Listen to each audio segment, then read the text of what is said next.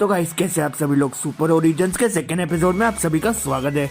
जैसे कुछ दिन पहले न्यूज आई थी कि ब्लैक विडो पोस्टपोन हो गई है और ये मार्वल की सबसे मोस्ट अवेटेड फिल्म में से एक है।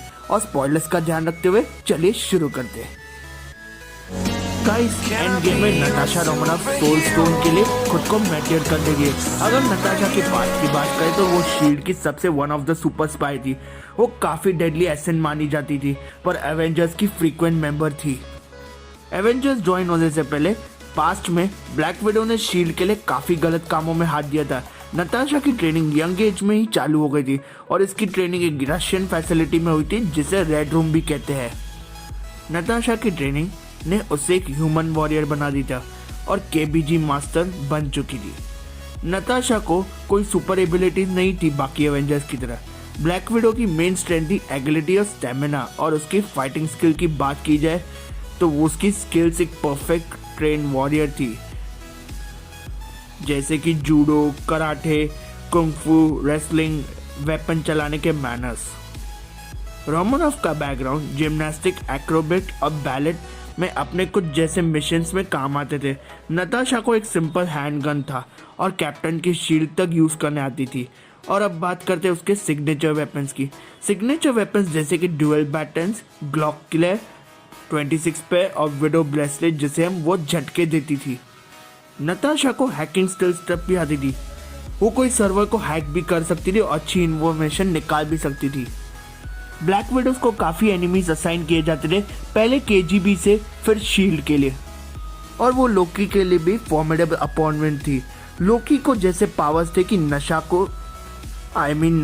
को मैनिपुलेट कर सकता है और उसके पास को मिसडीड्स भी कर सकता है। जब वो अल्ट्रॉन के ट्रैप में थी तो वो हल्क को अपना लोकेशन देती थी और प्लान के अकॉर्डिंग अल्ट्रॉन को डिफीट करने के लिए कि अल्ट्रॉन उसके हाथ में नहीं आए।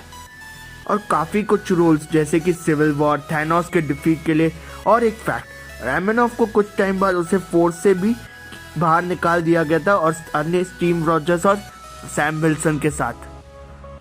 मतलब वो फोर्स कर रहे थे कि हमारे ग्रुप में ज्वाइन हो, भले उसकी मर्जी हो ना हो।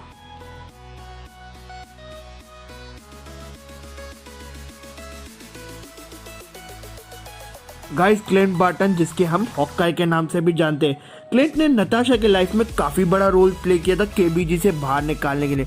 नताशा का वो बेस्ट फ्रेंड था और वो मानती थी कि जो उसने उसके लिए किया वो अनरिकवेबल डेप्थ था और वो उसके लिए डीप केयर करती थी।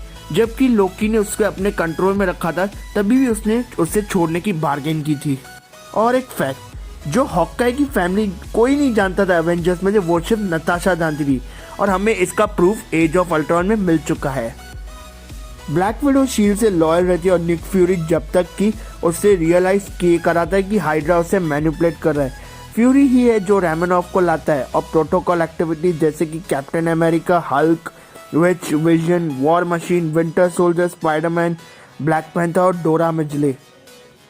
गाइस आपको मालूम नहीं होगा पर नताशा और बकी बार्न्स की मीटिंग हुई थी एज अ विंटर सोल्जर है, पर एग्जैक्ट नेचर ऑफ रिलेशन अभी तक डिस्क्लोज नहीं किया मार्वल वालों ने, और वो शायद मालूम भी नहीं हो कि कब डिस्क्लोज करे। रोमानोफ ने प्रूव किया था कि वो केजीबी के लिए है, वो एक एसिड है। उसे ब्लैक विडो होने का तब एहसास हुआ जब उसका first day superhero life director Nick Fury था ने उसको मिशन असाइन किया था कि नैटले रुशमन बनकर टोनी स्टार्क पर स्पाई रखने के लिए। और जब टोनी स्टार्क ने पूरे वर्ल्ड को कहा था कि वो आयरन मैन है, वो टोनी स्टार्क की असिस्टेंट बनकर स्टार्क इंडस्ट्रीज को संभाल रही थी। जब आयरन मैन का फेस ऑफ आइवन वैंको से हुआ, कुछ ही टाइम बाद नताशा ने टोनी स्टार्क को रिवील किया कि वो एक शील्ड एजेंट है। उसने स्टार्क को लिथियम डाइऑक्साइड इंजेक्ट किया था कि वो पैलेडियम पॉइजन निकालकर आर्क रिएक्टर से, यानी कि लिथियम ऑक्साइड डालकर उसने आर्क रिएक्टर से उसकी जान बचाई। तो गाइस आज के लिए इतना ही। इस वीडियो की सेकंड पार्ट जल्दी अवेलेबल होगी।